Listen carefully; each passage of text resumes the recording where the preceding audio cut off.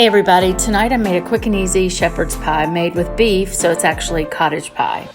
Get your ingredients ready to go, and to start off, you saute purple onions and fresh cut rosemary sprigs in a saute pan with 2 tablespoons of olive oil.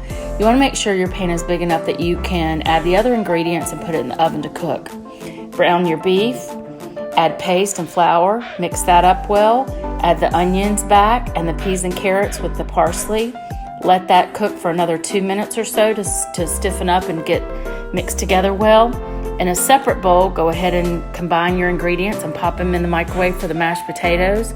Once they're cooked, go ahead and spread it over the mixture.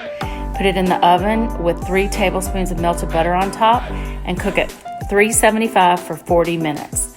I'll stick a link in the bio, and I hope you enjoy.